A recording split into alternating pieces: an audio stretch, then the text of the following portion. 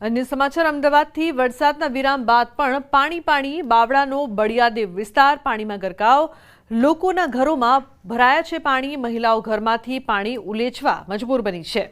ઘરમાં પાણી ભરતા ઘરવખરીને પણ નુકસાન થઈ રહ્યું છે રસોઈ અને પીવા માટે પણ પાણી નથી જોવા મળી રહ્યું ખાવાનું પીવાનું આ એક રૂમ છે એમાં બધા રહેશે એક જ રૂમમાં 5 નાના બચ્ચા છે 5 બચ્ચા હા 2 ગાયો છે ભેંસો છે એ બધું તો બહાર મૂકી આવ્યા જઈને કમ્પ્લેન્ટ કરી પણ કોઈ સાંભળતું નથી વોટ દેવાના હોય ને તો જલ્દી અમને આ વોટ આપો અત્યારે કોઈ આવતું ડોકામાં નહીં આવતું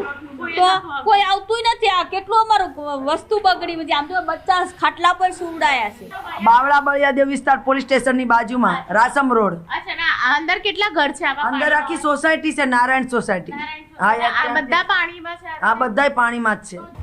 બાવળાની હાલત એટલી ખરાબ છે કે દરેક ઘરની અંદર પાણી છે ને લોકોને રહેવું તો આખરે કેવી રીતે રહેવું તે સવાલ ઊભો થઈ રહ્યો છે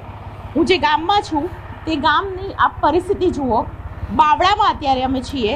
અને બાવળા પ્રોપર જ્યાં નગરપાલિકા લાગે છે ત્યાં જ આ પ્રકારની પરિસ્થિતિ અને હાલ પરિસ્થિતિને જોતાં એવું લાગી રહ્યું છે કે લોકો અહીં કેવી રીતે રહેતા હશે મારી જમણી તરફ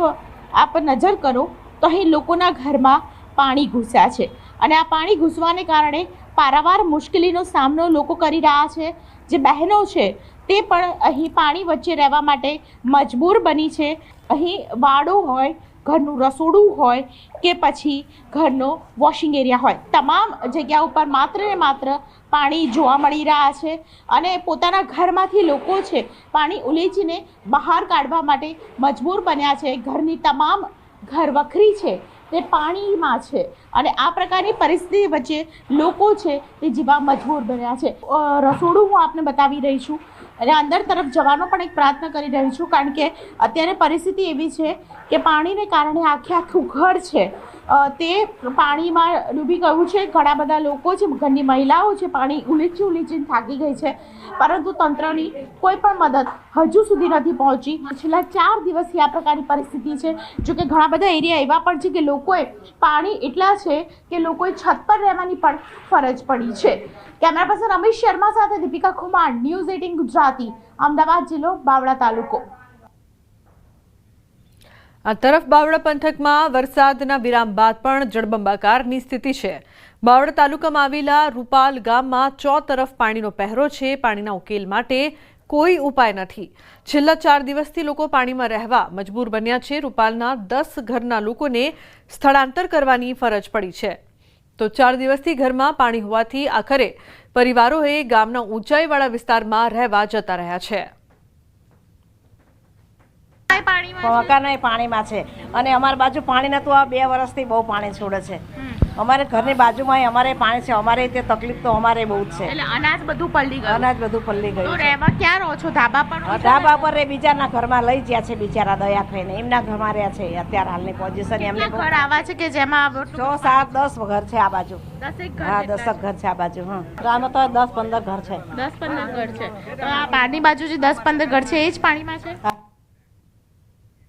તો અન્ય મહત્વપૂર્ણ સમાચારની વાત કરીએ સાબરકાંઠા અને અરવલ્લી જિલ્લામાં કુલ 12 જેટલા જળાશય આવેલા છે ઉપરવાસમાં અવિરત વરસાદને લઈને જળાશયોમાં પાણીની આવક વધી છે મોટાભાગના જળાશયો આ વર્ષે 70 થી 100% ભરાવાની તૈયારીમાં છે જિલ્લામાં સારો વરસાદ પડતા અને જળાશયો ભરાતા ખેડૂતોમાં ખુશીનો માહોલ છવાયો છે આવનારા સિઝનમાં ખેડૂતોને સિંચાઈ માટે પૂરતું પાણી મળી રહેશે હાથમતી ડેમ જે ખરો એ આપણો અનગેટેડ ડેમ છે અને ઉપરવાસમાં ભારે વરસાદની સંભાવના છે અને સતત જો ઇનફ્લો ચાલુ રહેશે તો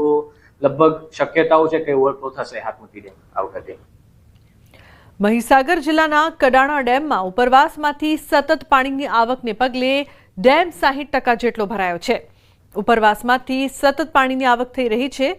દિવસે 20,000 ક્યુસેક પાણીની આવક નોંધાઈ રહી છે જેથી ડેમ 60% જેટલો ભરાઈ જવા પામ્યો છે મહીસાગર જિલ્લામાં સામાન્ય વરસાદ નોંધાયો છે ત્યારે રાજસ્થાનમાં પડી રહેલા વરસાદના કારણે બાંસવાડા ગામ વિસ્તારના બજાજ સાગર ડેમમાંથી પાણી છોડવામાં આવતા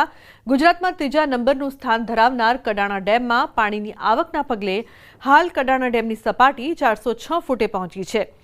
જેથી કડાણા ડેમ 60% જેટલો ભરાઈ જવા પામ્યો છે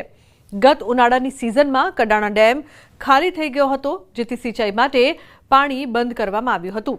અને માત્ર પીવાના પાણી માટે કડાણા ડેમમાં પાણી અનામત રાખવામાં આવ્યું હતું. જો કે મહીસાગર જિલ્લામાં સામાન્ય વરસાદ વરસ્યો છે, પરંતુ ઉપરવાસમાં પડી રહેલા વરસાદના કારણે કડાણા ડેમમાં પાણીની આવક સતત નોંધાઈ રહી છે. પાણીની આવક થઈ રહી છે અને હાલમાં 20,000 જેવી આવક છે. હાલમાં ડેમ 70% ભરાઈ ગયો છે અને હાલનું લેવલ છે 406.4 ઇંચ છે.